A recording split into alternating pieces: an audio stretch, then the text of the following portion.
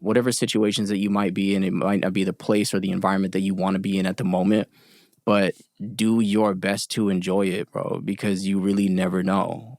And it's the same thing when you're with your people and your loved ones and your family. You should absolutely treat it that way. And I don't think that's corny at all. I think that's something that a lot of people take for granted. And I think, we get caught up in like all this social media bullshit and the growth of this, and I got to do this and that, and me watching my shit, and I find myself in those situations plenty of times. And if something were to happen after an encounter with someone that I love like that, I would feel like shit because I didn't give everything that I had in that moment, and I didn't give them my attention, and I didn't give the energy to them that they deserve in that moment because they gave me that energy.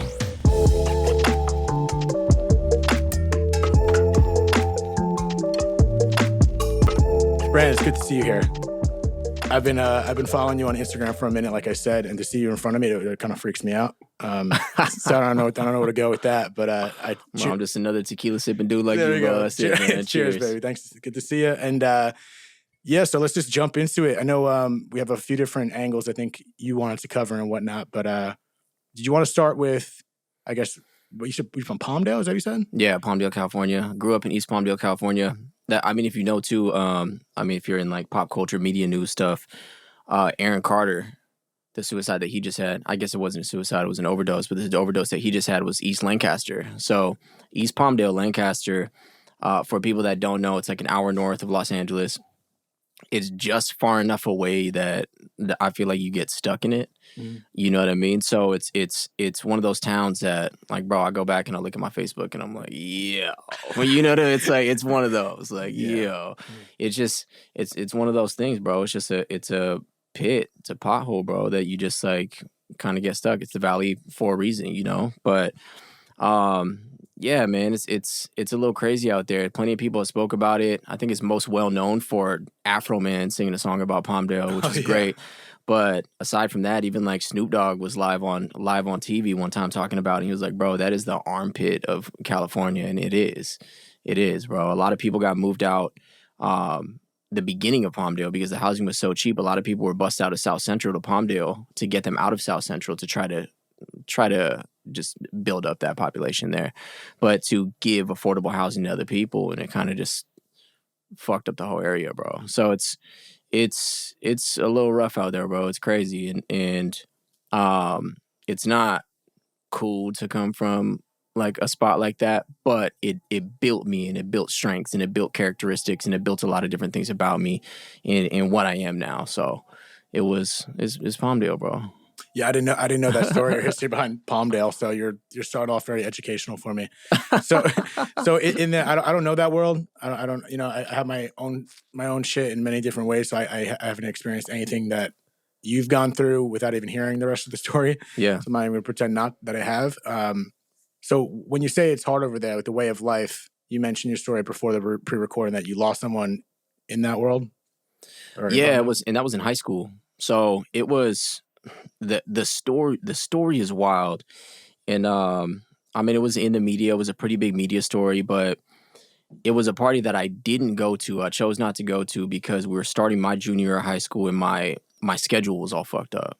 And I was on, my principal was a soccer fan. I was the captain of the soccer team, and it was a schedule that I didn't want, and I knew that she would give me whatever I wanted because she loved the soccer team, and her husband was the principal of my rival school soccer team, which was wild. So like, whatever story.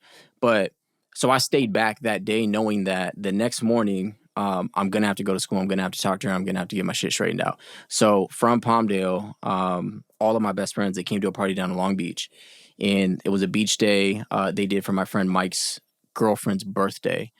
And it was just like, bro, just one of those trips. You, all the homies, like all of her friends. It was her birthday. They ended up going to a hotel. They had 2 hotel rooms that they were all partying in, just partying around the hotel. And that day, my boy Wally, never been religious ever in his life. And he, just from word of that was going through the crowd and from everything that came out in like the police, like reports, this and that. So Wally that day had said, I don't know what it was, but I was sitting on the beach today staring at the horizon, and I found God, and I saw God, and I don't know why. I don't know what it was, but he was like, it was God. And I've never been a believer, whatever, you know. And that night he's standing on a balcony talking to a girl, and he had told her that story, and it said, I had found God today. And she said, no, you didn't, because God isn't real. He was like, well, regardless of what you believe, I saw what I saw, so I know what I saw, you know, and that was it. I've like had an epiphany today. It was something beautiful. And she was like, no, you didn't. And so they had gotten into an argument about it, and he's like the most laid back dude you could ever think of, 17 years old at the time, most laid back, chilling, bro. And she legitimately left the balcony, went and grabbed a little switchblade knife, came back, and she had said that if you mention God one more time, I'm going to stab you. And this was in her actual police report, in her confession. So she had said, if you mention God one more time, I'm going to stab you. And he was like, what are you talking about? You know what I mean? She ended up stabbing him in the neck, hit a main artery. He walked back into the room where everybody was partying, bro, blood crazy everywhere. And like how traumatic that would be for high school students, right? This is one of your best friends, bro, that this is happening to. And he died right there before the ambulance came because he bled out. And so they ended up arresting the chick. She ended up getting life in prison. But the fact that how the irony in it, right, is that religiously, you know, like people try to find God, or they look to God to get themselves out of a situation, or when they're struggling, or when whatever it is, you know, they look to belief and they look to a higher power to get them somewhere. And I don't necessarily think it was something he was seeking for at the time. I think it was just something that happened to him. And when you look at now the story of what it was, and in me, I grew up very religious with my grandma, but I've developed my own beliefs in a lot of different things now, you know, but from the story of Christianity and what it is, right? And him finding God that day and having been killed that night is wild to me, bro. And I'm like, it like blows my mind how ironic that is. I mean, it's insane. And the first thing I think of it, I feel like there's two different ways to look at it. I guess I don't. It sounds very LA me to say, but I feel like I'm more spiritual than religious. I fucking hate that I just said that. So my East Coast friends are gonna torture me if I shared that. You want some broccoli or something? Yeah. Can I give you some kale to snack on? Goddamn. Sorry, I apologize. I mean, that was a horrible transition. But I feel like the way to look at looking at that, I got in trouble yesterday for saying that I take the devil's advocate, and no pun intended again, when I have conversations, I just like to look at the other side. Absolutely, yeah. And that, it's like, okay, it's rhetorical, I guess, but however you want to add to it. He found God that day, and then in a sense got killed for finding God. Not precisely, but that's the irony of it. And then you can look at it as how would that God let that happen type shit? You know what I mean? Does God work in mysterious ways, or is it because he found God that day because he was destined to die regardless? Exactly, because it was found that day. Was he destined to die? And he ended up finding it before he was killed. Yeah, you know, and that's like, I mean, these are the questions that are left unknown. You know. Yeah, and I it's not even worth entertaining that question. But I mean, from the glass half full side, I mean, it's like, I mean, we'll never know, but I feel like there's got to be some peace to that at the same time. You know what I mean? Yeah. From all sides of it. Yeah, and I think from my perspective, looking at it too, that is the way that I would look at it as well. Is that was his story, and it was written. He ended up finding God, not just in time, but exactly when he was supposed to. You know, and that's. It's crazy, bro. It was a crazy story. And the most interesting part about that is like me and all of my best friends, it like broke up the group instead of bringing us together. You know what I mean? In a way that I think everybody felt like, not necessarily that they were at fault for a lot of things, but you know, people feeling like I should have been standing next to him, or I should have been there, and I should have been doing this. This should have never happened because of this, you know? And I think people were holding themselves accountable of things that nobody knew was going to happen, and things that they would have never stopped anyway because it was going to happen the way it was going to happen, you know? So, yeah, in an interesting way, bro, we all just like split up and stopped talking. And to me, it's like, in hindsight, looking back at it, it's crazy because that's something that should technically bring everybody together, but everybody deals with death in different ways. Yeah, much different. And that is, you'd think it would bring you together. And I would say the same thing. Me and my family, we became even stronger together. But it's so many examples of driving each other apart, like you said, because I think people do handle shit especially grieving so differently that the emotions take you out of whack. I mean, is that something you felt too, considering you would have been at that party if your schedule wasn't all messed up? No, I never felt like I was at that there was any accountability or anything for it, for me not going. But it was one of those things that things could have been different. Like a minute change, bro. You're talking about a minute, seconds of change. You know what I'm saying? If anything, you look at like people that get in a car accident, right? If seconds of something was different that day, that wouldn't have happened. Seconds. Yep. You know what I'm saying? We're talking about seconds, milliseconds maybe. But like if the slightest second was different in something in that day that caused somebody to stop or caused somebody to do something or whatever it was, it would have been a completely different story. And also the second most ironic thing about that was that girl was there for Mike's girlfriend's party. So they were both there to celebrate the life of the same person, and his life had gotten taken that night. Yeah, it's kind of. I mean, I was back to the thought of, was it a peaceful transition because you found God, or could it take you the other way of not believing in God because of that? It's like, what does that even mean? You know what I mean? Like that she was there and it happened like that. It makes it even more fucked up and frustrating. Absolutely, and it's one, it was senseless, it was stupid. Two, even from the perspective of the girlfriend, right? This was somebody that you had invited to your party, and how does that make that person feel? Do they feel some type of accountability for something like that because she had invited that person and this is what happened? And like clearly nobody ever thinks anything like that is going to happen. Like death is like this, bro. You never know. Can happen anytime, anywhere, anybody, and so for that situation to have happened the way that it did, looking at it from an outsider's perspective, looking in, like I wasn't there, right? And so when I see how everybody is acting afterwards, it is interesting to see the guilt that a lot of people hold because of it's an unknown question of, was it because of something that I did?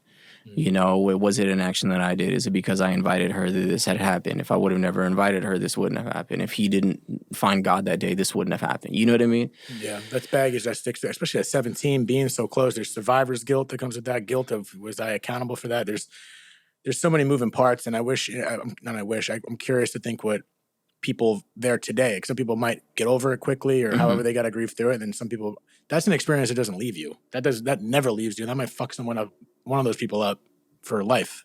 Absolutely. And for me, he was a very, very, I saw him every day. Pick him up on my way to school, drop him off on my way home from school. It was every single day. So how did you process it? It was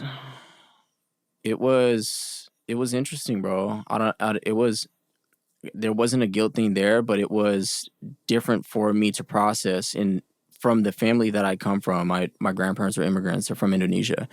My dad, growing up under my grandpa was very strict, and they were taught, I think just a generation before us were taught not to show any emotion regardless. You know what I mean? You just get through and you do what you got to do. And so it's interesting too, of my dad as an example, watching him in loss. Granted, I've never lost anyone in my immediate family aside from my grandmother. And I had a cousin. That committed suicide 5 years ago. But in my immediate family of my sisters, my dad, my mom, I've never lost anybody, and I'm truly grateful for that. But watching how these people process loss too, it's interesting because I never had. You don't have a role model or something to tell you how to act in these situations. You know what I mean? You kind of just have to go through it the way you want to go through it. And for me, it was tough, bro. It was difficult, and then also like me kind of just losing all my homies and getting out of touch with all my homies. I felt more alone in that time than any other time in my life leading up until that point. And it was interesting. It was a very, very weird feeling. So in relation to, you said it was the way you were brought up was more just kind of keep your shit together and move on kind of thing in general? Or was that? Yeah, I mean, my parents were great, bro. My parents have always been there. My mom, my dad have always showed us love. They've always showed all these different things. But watching them as role models and how they process things, right? Not necessarily the way that they treated us, but watching the way that they deal. Yeah, my dad is just kind of like, doesn't matter what it is, bro. I'm gonna get the work done. Doesn't matter how I feel. I'm gonna get up and I'm gonna get the work done. So I think even that too, in a like a mind process of, okay, I still have things that I have to do, so let me make sure I still get up and do them. I think that was a positive outlet or a positive outlook in that too, because of, just the staying busy aspect, and keeping your mind busy with things, and just doing what I'm supposed to do and making sure I stay the track of my life, because I still have a life. You know what I'm saying? And you start, I don't know, you just start questioning, bro, and you start looking into different things. Like I had told you I had one of my buddies overdose when I was in college. And after his overdose, I had never had so many questions in my life about just what happens after life. You know what I mean? And you just look for answers as to like why. And bro, I like dug way into books and like all different kinds of shit. And I got into like hypnotherapy that brings out past lives and this and that. And like, and it completely changed my perspective on not even just what life is and what the afterlife is, but like spirituality and religions, because it was a book called Many Lives, Many Masters that I got into. I've heard of that. I haven't read it. By Brian Weiss. Okay. And so he was a doctor in Florida. This way back when he did hypnotherapy, because he didn't agree with suppressing feelings with pills and medication, right? Because you need to get to the core root of what the issue is in order to fix it. And he was just trying hypnotherapy and found a girl that was reluctant to do it, and she finally did it and started speaking in different voices. And he has like full counts, tapes, he has YouTube videos from like that were recorded not on YouTube way back then, but you know what I mean? Yeah. On YouTube now, and just crazy counts of what happens in the afterlife and what happens in your past lives and who people really are and how old your spirit is and how many lives you've lived and this and that. And it opened my mind up. And I looked at death way differently after that. How did you look at it? Way differently. I wasn't necessarily ever scared of death, right? It was, I am more so scared of not fulfilling what I feel like I have to do in this life. I'm more so scared of not finishing what I feel like I need to finish, and reaching as many people as possible and helping as many people as I can, in taking my life's course and just helping and motivating and doing what I do, right? So before that, though, it was just interesting because you don't read and you're not opened up to things. I guess you really only kind of have the one perception that you might think what things are, and it's not really anything. You just don't really have an answer to it, right? And so it was different. I don't know. I'm like not scared because I feel like I'll come back. Yeah. So let me ask you this, because I'm gonna be tying this together terribly, but in regards to your readings and how it drove you to push harder to find fulfillment or help other people and whatnot, was there anything in the reading that mentioned the work we do in this current life either brings you somewhere different later because of the work we do now? Absolutely. So is that what drove you? Yeah. So it's a lot of the problems that we currently have in this life are derived from lessons that we never fulfilled or lessons that we never fully learned in our past lives. Got it. Okay. Right? Or things that we were too stubborn to work on and do or whatever, and so whether it's love or whether it's trust or whether it's whatever it is that you had an issue with it fully fulfilling in a past life, it comes back in this life. And so there's a lot of different issues that are built up in all of these other lives that you've lived, whether you were a man, whether you were a woman, whatever it was, and whatever your spirit was embodied in,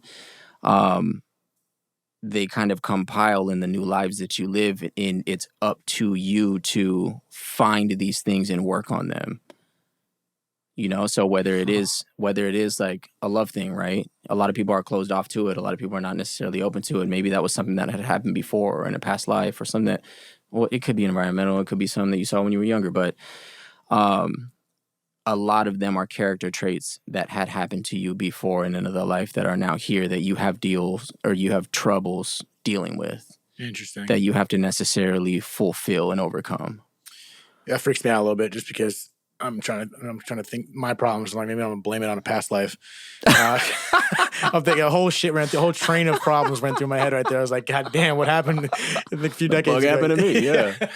No, I'm interested in that shit, especially when you said it was hypnotherapy, right? Mm-hmm. I want to kind of relate what you just said to what you said earlier in regard. So the idea of when you go through something, whether it's specifically grief or trauma, what we're talking about, and the idea of kind of moving forward, handle your shit no matter how I feel, because that's how I operate, and that's kind of how my mom took when she lost her husband and my dad. She was keeping the ball fucking moving, and she also took an approach of what I struggled with. It was speaking about how I felt. It took me a time to do that, and now I have a freaking podcast about it. But I feel like there's a balance there, because I personally like the approach, for me, of just, if I feel shitty, I'm gonna get up, I'm gonna handle my shit no matter how I feel.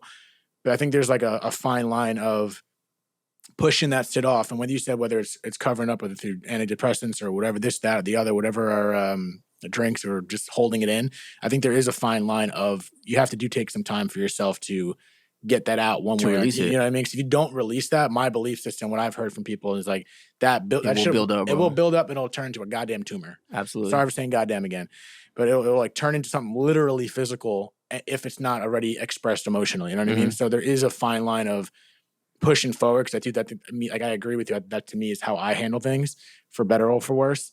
And I think there is an approach of, at some point you got to face it, because if you keep saying too busy, there are those idle moments that'll hit you the most. And I feel like that is what a lot of people handled in 2020 when we were isolated, when we had to go through lockdown. Just like people had to face their demons, and whether they handled it or not, that was my thought process of what people were facing. I had people in my circle that were not okay being alone. Not that I've handled everything. I still got shit handling, but I'm good alone. I don't know what it is. I'm like a little bit of a loner, extrovert type person. But I don't mind facing. I may feel like shit, but what I've learned from people on this podcast, when you're sitting, is you got to let yourself feel it at the same time. Absolutely. I don't know when that comes. It takes time for everyone. I don't know what's right or wrong. Take everything I'm saying with a grain of salt, but have you allowed yourself to do that in any capacity in regards to anything that's gone on in your life? Do you face that, or how do you do it?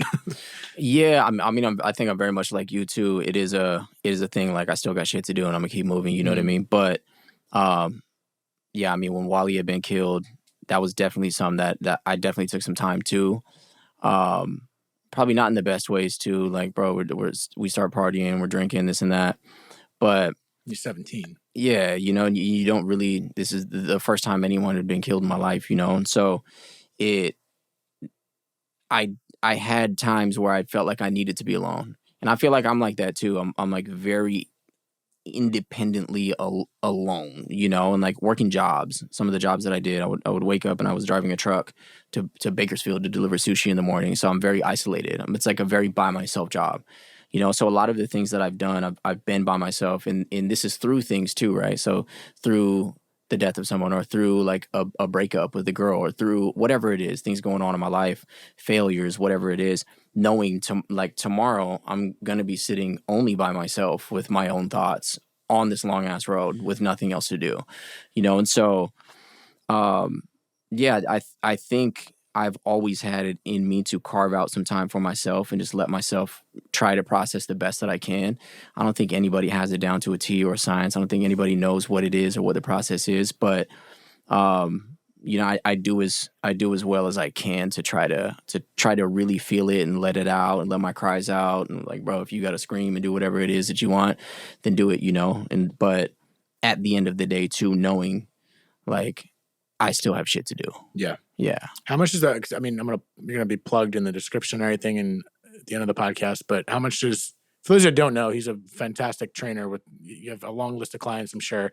But how much does that physicality in your life that you take that you do every day help with that? Like, is that a massive release for you, or at this point it's just a routine? Huge. It still is for you? Yeah, and I played soccer for 15 years of my life when I was a kid, so it was like, it was very strict of like athletics. And then it was a break period of like the worst moments of my life, because I didn't know what to do with myself. I didn't have structure because I didn't have the athletics in me anymore, right? Yeah. So when I quit, so that's when we were partying, and that's when shit starts happening. That's when people are getting hurt and people are dying, And so for me, my outlet was that. It was the athletics, and it was me going back into the gym and finding that again to release. And that's like what I needed that I didn't know that I needed, And so, the physical release is huge. Yeah. Yeah. And like, whether you're running, I know a lot of people find themselves running. I'm not necessarily a runner, bro. I tried it. I did a half marathon. I've seen you like sprint and pull car. Are you like pulling cars or some shit? That's different. That's different, bro. I did a half marathon in Miami. Yeah.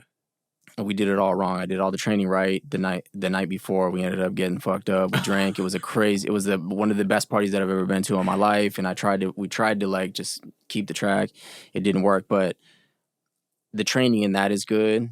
It's another one of those things that you're just by yourself, bro. And it's a mind over matter type thing. And you will go as far as your mind allows you to go, because your body will continue to go unless you're legitimately pulling muscles and like breaking down legs. Right.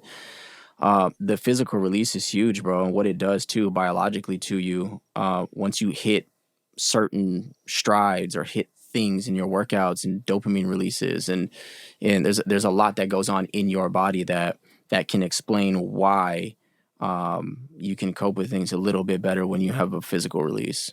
It's crazy. This will be like the 80th episode or some shit, and I'm not on your level, and I've been slacking lately, but I play a lot of sports. I worked out my whole life, and bad time for me right now working out. But that physical release, the first time it's actually coming up, and it's crazy. I'm happy you're here to say that, because that is something that if you don't know what the hell to do, like if you don't want to talk about it, just fucking go for a run, go work out, do some push-ups, do something like that. Because throw some weight around or something. Throw some weight around, because that shit is a true release that I think sticks with you. And even, some people go to the gym, you work out, and you know how much you're pushing yourself, right? Like you have a trainer like you, that makes it a lot better to push yourself. But especially when I'm working out by myself, I know if I'm being a bitch or not. Like I know if I could have got 2 more reps, but if I didn't do it, that's on me. But to me, that's programming in your head. If you do push those, even though it's physical, it's psychosomatic. It's like you said, it's mental too. And being able to push yourself physically is a mental conversation, especially when I do leg day. Like for me, tell me if this is wrong or not. I feel like leg days, I can mentally push myself more with my legs than I can like with the bench press for some reason. I don't know what the hell that means. I could be way off. But that mental conversation with yourself of pushing yourself that extra mile, that extra 10 minutes, whatever the hell it is, that sticks with you dealing with something like this. Absolutely. Like I'm sure there's not exact crosshairs there, but it's putting yourself in difficult situations, even if it's physical. That's the shit we should be doing every day. I think I should do a better job at challenging myself in every aspect every single day. Because when your car gets called and shit like that you've gone through, that helps you. It might not seem like it. You're like, when you're going through something like grieving or whatever, you're not gonna be like, oh, it's because I got that 225 up. But it's those putting yourself through those situations where you have to challenge yourself and look at yourself and push yourself. That helps you in so many aspects of your life. 100%. I think like you're saying, it's a difficult situation, right? So you build stress receptors in those situations. And so I was listening to super interesting. It was a brain doctor on a Joe Rogan podcast, and she was talking about it. And she was talking about how beneficial the sauna is for your body in building stress receptors. So she was like, if you can do 20 to 30 minutes in a sauna every day, what it does is you start. She sits in there for like an hour and 20 minutes. She's no problem, but you have to build yourself up to that, right? So plenty of people, I'm sure, if you're sitting in a hot sauna, you start really feeling anxious and you don't know what to do, right? And so you're like, okay, maybe I can stay here. You start staring at the clock. You start freaking out because it's like feels like you're on drugs. And what that is, it's a fight or flight mode for your body, and it's telling you like you need to fucking get out of here, right? What's happening at the same time, though, is you're building stress receptors in that moment. And so those stress receptors, because you're going through something physical in correlation to what you were just talking about, it helps you too later down the road when you're dealing with something mental. So you can better cope with things mentally by going through those physical stresses. See, I explain things in New Jersey ways. He explains things intellectually. So thank you for pointing that out. You said that way more scientifically. Keep passing that tequila. But it's exactly what you were saying. Yeah, I'm just legitimately what you were saying is 100% true. I was just saying it in an East Coast Italian idiocracy way. See, I don't know if idiocracy is a word. Anyway, it's funny you said I got a sauna here. I got one on my downstairs, and I've been trying to hit that more often, and probably because I've heard him on his podcast mention it more. Don't quote me on this. Fact check this. They mentioned something about if you do the sauna, I think 20 minutes. It was 20 minutes, 3 or 4 times a week. They did a 20-year study in I think Iceland. It was that reduces all cause mortality by like 20 or 40% or something like that, which is crazy. But in relation to what you were saying, I try to hit the 20-minute mark. In my head, like I've done the cold plunge, and that was a challenge, but I feel like I adapted to that really quick. For some reason, I feel like I struggled more in the sauna than I did with the cold plunge. Cold plunge sucks. But the sauna, just hitting that 20-minute mark, I did exactly what you said. I was like meditating. Next thing I know, I'm laying on my back. I'm sitting there. Then I'm like checking I peeked out my phone to see how much time is left. It is maybe I'm just a pussy, but it was I could do it, but it's like way harder than I thought. When I got to that 15-minute mark, I'm like, I thought this would be a piece of No, cake. it's crazy anxiety, bro. And like if you're not used to it and you are at like a decent temperature, you're close to the 200s or you're in the 200s. I don't know what it's at. It's like old as hell. So it's probably up there though. Still, even like the 180s, right? So like infrareds go like 140. I have infrareds on at my place, and that doesn't feel as hard. Nah, well, infrared too infrared cooks you from the inside out, and so it raises your body temperature inside for you to sweat more. So when you get out, you're still sweating. Technically, you're supposed to still burn more calories. There's a lot of different benefits to it, whatever. But for a basic sauna, just a straight heat sauna, dry sauna, they're usually pushing like 200s. Yeah. And it's hard, bro. If you're not used to that and you're sitting in that and you start like exactly what you're saying, you start hitting that minute where you like really start getting fidgety, the time goes so slow and the anxiety builds up quick, bro. Quick. And it's like I never had thank God I never had a drug addiction, but I've dabbled in my life and I've got some weird places. But it did feel like that. I feel like I was like scratching myself, like looking around. And I'm by myself, of course, which I prefer, but but those are those buttons we're pushing. Like it makes sense when you said it way more elegantly than I did. Like those stress receptors. And thank you for saying that, because now like I never backed that up. I just assumed that's what it was. Yeah, and it makes so much more sense when you say it like that. You're like low key a genius. You just didn't. Thanks, man. I appreciate that. Yeah. That's maybe I should hang up the podcast and do something else. Yeah, no, man, I admire what you do, and you do it in such a cool fucking way. And it's fun to. This is why. By the way, I just met him. I've been creeping on his Instagram for years, but we just met. He took the time out to be here, and it's cool to see. I see you from an audience standpoint of your world. Like I don't know, I didn't know you before this, and we're still getting to know each other. But I see you, on your Instagram and doing what you're doing so in such a great way. But I appreciate you being on that side of the couch talking about this, because it's a side that, from me being on my side, you never get to see. And maybe you've shared this on your Instagram and I just may have missed it or something. But I mean, this is literally what it's about. And you explaining stories that you had that most people might not even know you've gone through. I mean, correct me if I'm wrong. Maybe you've shared this, but it's, I mean, you never know what someone has gone through. You know what I mean? You never know what pushed you to get there. And you losing your friend from an overdose, you mentioned, and I'm forgetting almost the tequila, if you mentioned on the podcast or before the recording. It was before it might have been recording, but it was technically before the recording. Okay, so you didn't get into that pushed you to what you're doing. Yeah. Okay, so could we do that? Yeah. So we can get into that. So like that phase that I was talking about in between the athletics it was just a dark phase, bro. It was me never really having an open weekend, never really having like a no structure just moment in my life. And so I was just wild, bro. I just did whatever I wanted. And at that time I was going to AVC, Antelope Valley College. I had gotten out of high school. I didn't get any D1 offers for soccer for the schools that I wanted to go to. I had offers from South Carolina, Las Vegas, and I just was like, that's probably going to be an issue. It was just things. I wanted to be in Southern California because I wanted my family to be able to come watch me, right? And so I was like, let me go the community college route. Let me run this shit for like a year or two. I'll bounce out to a D1 for sure. The year that I got to ABC, they cut the men's soccer program because there was no funding. So it was like things were just lining up for me to get fucked up. And I was like, okay, cool. So now I got time. In an interesting way, it was a release. And I almost felt free in a moment because I was like, I'm not locked down to something. I'm like, granted, I'm going to school. I'm still working. At that time, I was working at a coffee shop and working merchandising for a sushi company. So I was hitting Costco's in the morning. But with the rest of my day, I was free. There was no other structure or things that I had to stick to, or like, you can't do this and you can't do that because of this. And so, yeah, bro, that was experimental time, bro. And you just drinking, partying, getting fucked up, this, that. And it wasn't until we start getting into drugs and you start really seeing how many people actually do drugs. And in Palmdale, it's a huge problem, bro. There's a huge heroin problem in Palmdale. There's a huge meth problem in Palmdale, big coke problem in Palmdale, all the drugs. And so you start seeing people around you in your circle that you didn't know were doing drugs like that. And you're like, oh shit, And so like you start, like I had done coke. I've never touched heroin. I've never touched meth. I've never touched anything like that. And you start seeing all the prescription drugs popping up and the oxys and this and that, because people feel like this isn't heroin. I'm taking a pill. You know, it's opioids, bro. It's heroin. It's the same thing. You're just not shooting it. Jeez. And so a ton of my friends, bro, in the group were everybody's hitting oxys or they're hitting, and it's like it's a process through the night of like everyone's gonna do coke to party, boost up, and then everyone's gonna take Xanax to come back down, and then everyone's gonna be drunk, and then but before you go to sleep, they're gonna take oxy to go to sleep, and this and that, and it was a fucked up cycle of that I'm like starting to see happen with a lot of my friends, and it's constant. You know, any day off that they have, it's on. All the weekend, it's on. And this is like the cycle that it is. And one of my good friends at the time, I was actually dating his sister. I mean, he had been through it, bro.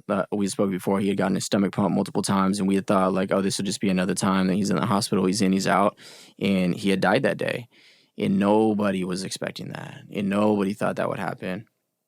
And it was, he had OD'd that night. And it was another one of those stories of, he had gotten an argument with this girl. He was upstairs in the bed. She didn't sleep in the room that night because they got in the argument. She slept on the couch. She woke up the next morning, went up, and he had thrown up, and he was still laying on his back. So he was suffocating. Granted, he was still alive and still had a pulse when she found him, but she freaked out and didn't know what to do. She called his dad first before calling an ambulance. There's like you know what I mean? Who knows what the mindset is of people when you see this for the very first time?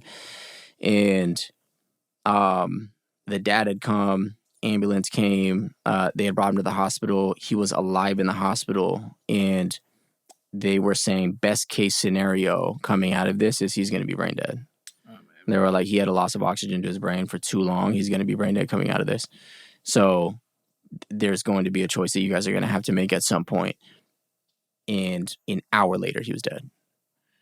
Before they had to make the decision? Before they had to make the decision, yeah. And so I'm sure that was an easier decision on the parents and not have to make that decision. But at the same time, that was wild.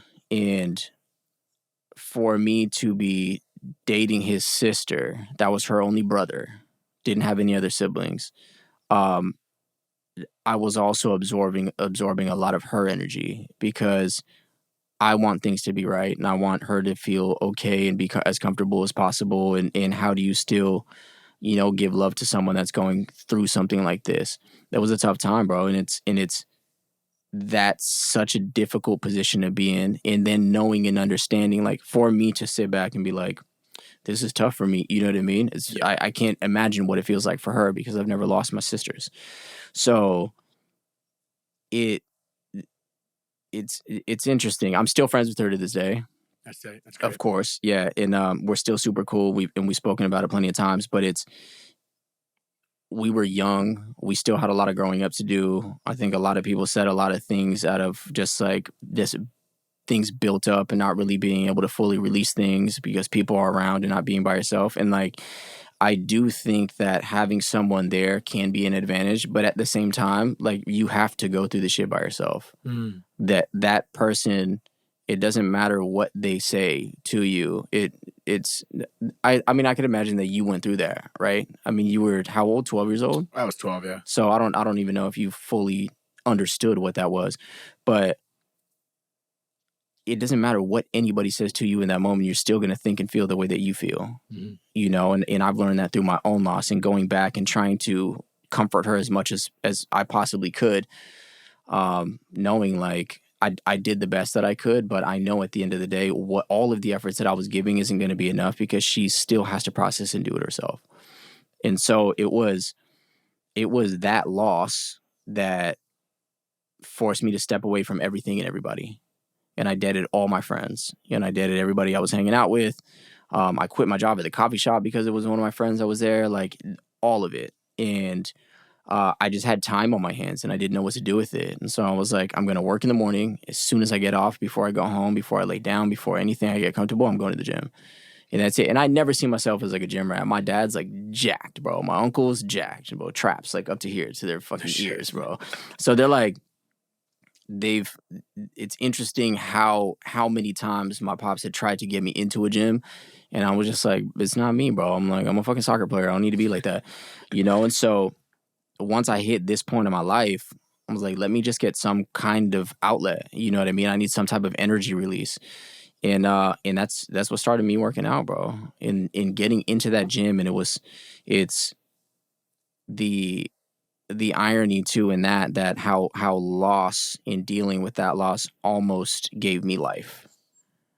That is ironic. That's what we said. The conversation of death is life. Exactly.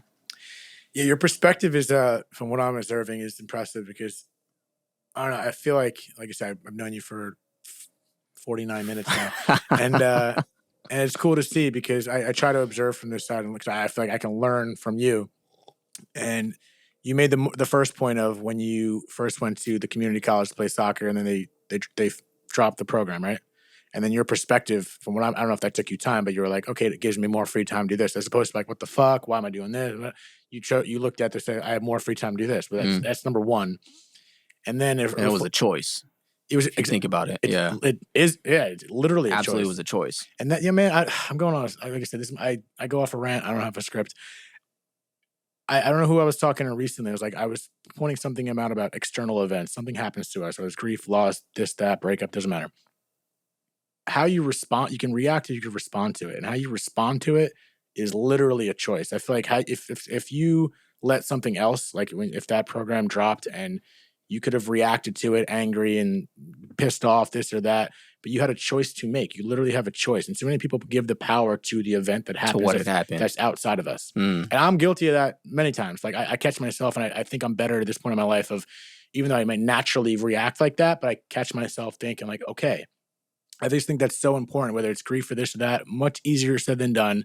Because sometimes you got to go through those, you got to have those hissy fits and like just let it happen.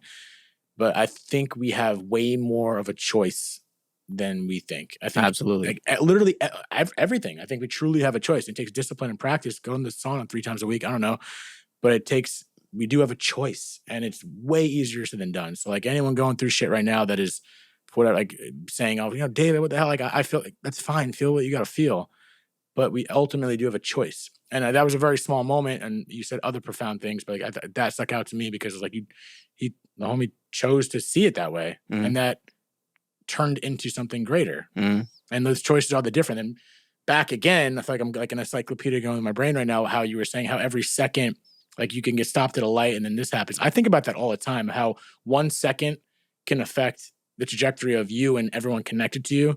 And I always think about, I don't know if like I'm high and I'm doing this, but like if something happens, if I forget my keys, I turn around and get it. And I literally think something like, oh, if I didn't forget those keys, was I going to hit someone, a pedestrian walking to Santa Monica? Like, I don't know. Anything could happen, yeah. No, I don't know. And that's just me getting too woo-high. I already admitted to eating broccoli, like you said. So I'm not going to go down that rabbit hole. But no, I think I don't know. Maybe this is who you've always been. Maybe this is through your experiences and whatnot, but I can see it's very interesting to see your perspective and how you've handled that and how you've turned a tragedy into this amazing platform that you've built. It's fucking incredible. Yeah, that was essentially the beginning of it. And it's I mean, we talked about it before, and it's been a crazy ride, but I'm grateful for every second of it. It's been positive, you know what I mean? Yeah, be positive, right? Exactly. What is it? Be motivated. Be motivated. I'm not in that out. My bad. No, it's like fucking. Leave it. We're gonna let that one go. Yeah, leave it. It'll make sense for anyone listening. But real quick before we start wrapping this up, I just wanted to put this in because I thought it was interesting. So you said you worked at a funeral home. Yeah. At what point of your life? So that was after Wally, after George. So it was 2 of my friends that already passed away. Oh, okay. So it's later on. Yeah. So I was in college. I want to bring this up because I feel like that it's got to add some perspective to. Oh, absolutely. No. So the reason why, so I had a friend that was already working at a funeral home, and he was picking up bodies. And so these are bodies that have already been signed off by coroners. Or they're on hospice, or they're on whatever. The hospitals let them go and they finish out their last days at home, things like that. Or we're picking up bodies at the coroner's office. Okay. Right. So these are bodies that have already been inspected and they need to come back to the funeral home to prep for a funeral. And one, it was interesting that like I had seen my homie go and do it, and he put on like a suit, everything, and get into a Dodge Caravan. And it looks like your average Dodge Caravan, but there's no back seat. There's 2 gurneys in the back. Yeah. And so you would never know, right? It's all tinted windows. And he was like, yeah, bro, the dude pays me $50 cash every time. Just go. It's in the area. Go pick him up. Boom, drop him off. And he was like, it might take 30 minutes of my time. You doing the driving, or you actually picking people up, right? And so seeing him do it, I was like, I'm curious as to what it looks like or feels like. The taboo around death and seeing a dead body is, I wanted to see how I would react to it. And there's, if it's someone that's older, to me it's going to be easier, right, than seeing like a younger person just laid out on the street or something. And we've seen some fucked up ones, but the very first one that I went to, drove out to Palm Springs, and I remember his name was Raymond. He was an old man that was coming back up to Palmdale, and our van overheated with him in the back. Oh. So Tim, and this is midsummer Palm Springs. So he was in a freezer, granted. So overheats on the way back, and we're stuck on the side of the road. And the guy from AAA comes and picks us up and drops us off the freeway because he's getting off his shift. So he was like, I'm going to wait for someone else to come and get you. So we sit at a gas station for 2 hours. Another truck comes and gets us, and we ride up to Palmdale to drop him off back at the funeral home. And when we got to Palmdale, the guy that owns the funeral home comes to pick us all up and brings his girlfriend. So she's occupying the other seat in the car. So now this is the very first time I had ever gone to do this. I'm sitting on Raymond's gurney in the back, bro. And like, it was an interesting situation. Yeah, for some reason, it wasn't necessarily like a traumatizing situation or anything like that, but it was just like, what the fuck, bro? Like, how I would have never expected that this would be my first encounter with like an actual physical dead body in front of me, right? Yeah. And so that was fucking weird. And then it was just we found some crazy ones, bro. We found some like calls of families that it was someone on hospice or someone that was just living out the rest of their days and they wanted to be by themselves. So they were out in a trailer in the middle of Little Rock, which is outside of Palmdale. And the same thing, like midsummer, bro. And we get there and it's like a fully decomposed body that we find. Ugh. And you're like, a respirator mask on with Vicks in my nose, everything. And you like still see it. Still smell it, still everything, bro. It doesn't even look like a face. The face falls off. It's crazy. Oh my God. Yeah, so it's like these were all things that I didn't know what was going to be too much for me to see. I didn't know what would be like, would some of this be haunted? Would it be traumatizing or anything? And none of it was in that situation because they weren't like crime type kills or anything like that, right? It was people just living out the rest of their days. And I feel like if they went away peacefully, they went away peacefully. And I just wanted to know what the feeling was to be in those situations. But there was a lot of times, bro, that it was super hard, and you get there and the whole family's there, and like the family's like grabbing onto the gurneys and they don't want to let go. And you have to see and you can be empathetic in the situation, but the thing is you have to not show emotion to do the job. I can't cry because the entire family is crying for someone that they had just lost. Right. You know, and I know what that is like. My grandma, I was on the way up to my grandma, and I had actually missed her by an hour. She had passed away in her bed.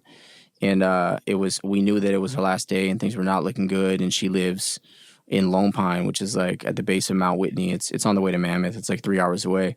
And so my sister and I, as fast as we could, just piled all the shit in the car, boom, shot up. And I missed her by about an hour. And that was a shitty feeling. Knowing like there's nothing that we really could have done to do anything differently.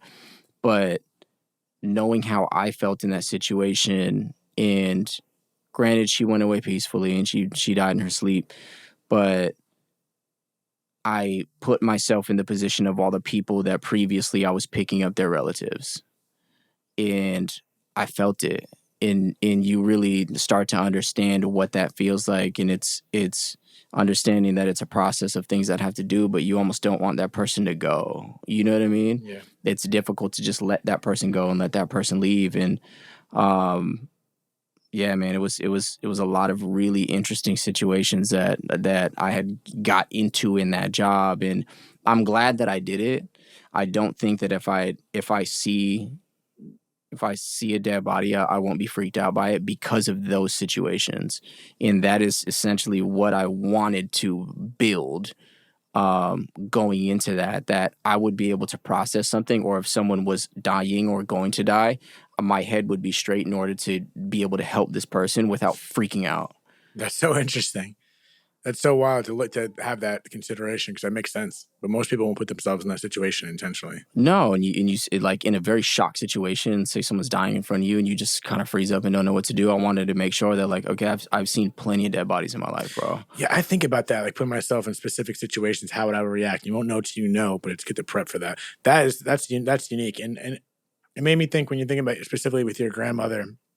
This might sound corny, but it's interesting when you know someone's passing and they're in the hospital. I've been in those situations where you got to rush to the hospital. You want to see them. You want to, if there's an opportunity to share a last moment, you want to share that last moment so you could, when I say you, the general you or me, you can kind of control that last moment and really embrace the gratefulness in that this is the last moment. So what I'm saying may be corny is when we do see people, especially people we care a little on everyone, this is why it's a cliche, is to like see whoever we're saying goodbye to. Like when I clap you up and say goodbye to you tonight, like we should pretend that it's the last time we're ever going to see each other because of those moments. Because like there's a reason why you rush to the hospital to share those moments. Because maybe the moment before that, not that you say I love you or anything, but you don't think of it like that. And it's kind of a balancing act of like, I don't want to be morbid. Like this is the last time I'm going to see you, and it's like that. But I think that's a good practice in my head of pretending that this is the last time I'm going to see you. Not like I'm going to like give you a smooch on the lips or anything, but it's like, this, you never know. You know, it's going to have any second, any day, any time. And as morbid as that sounds, that's just reality we live in. So to live in a life of like, this might be the last time I see you, I think we'll just express more gratitude and love in that moment. And then that's it. And you see him again, sure. But like, I think it just expresses more gratitude and love in the moment. Yeah, I don't think it's morbid at all. I think it's people being aware of and respecting the presence of someone else, and in being fully there.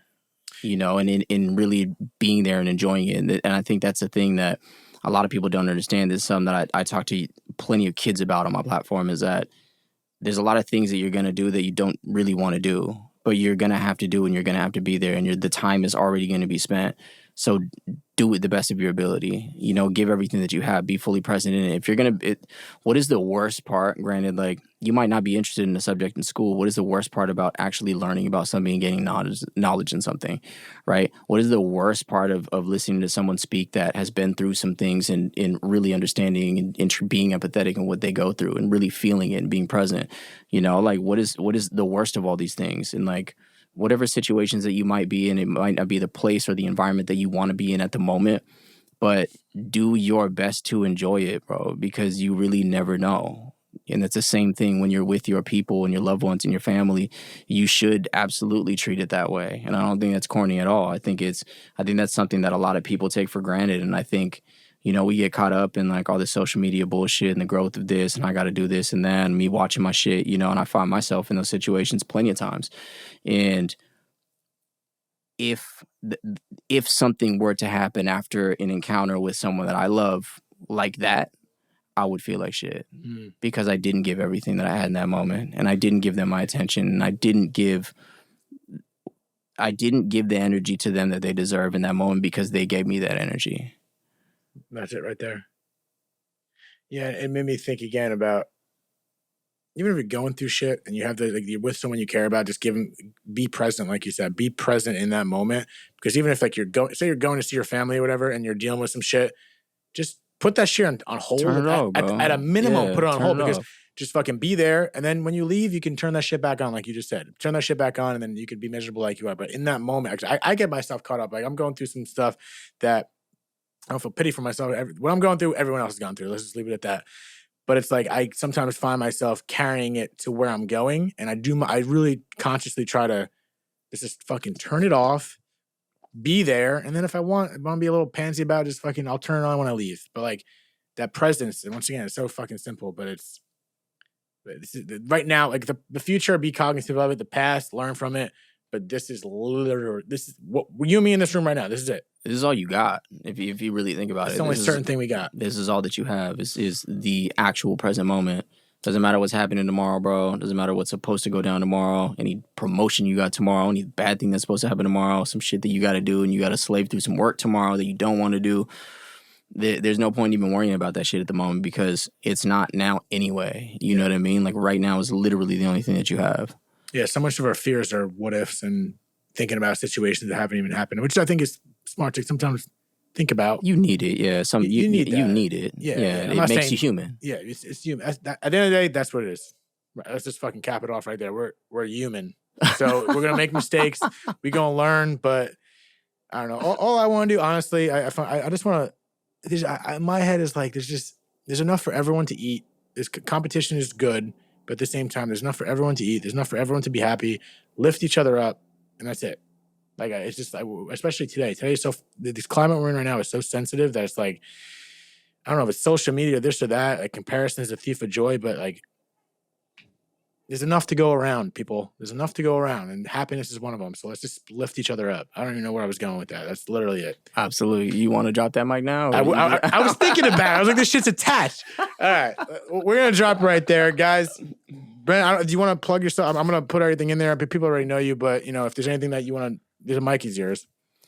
Yeah, so plug-wise, all the channels are Be Motivated, B.Motivated.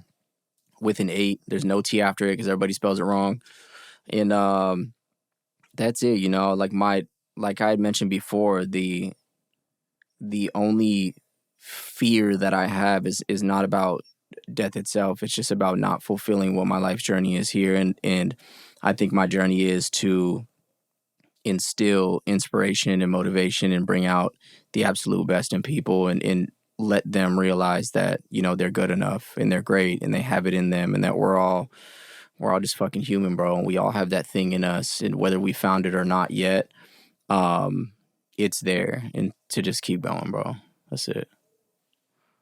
Dead Talks. Thank you so much for tuning in to another episode of Dead Talks. Please do not forget to hit the subscribe button and also the notification bell. That'll give you updates as to when we post a new video, more episodes, and more content in general. We are streaming on all the major podcast platforms, including Apple, Spotify, iHeartRadio, Pandora, and all that. And also find us on Instagram at Dead Talks Podcast or www.deadtalks.net. Thank you so much.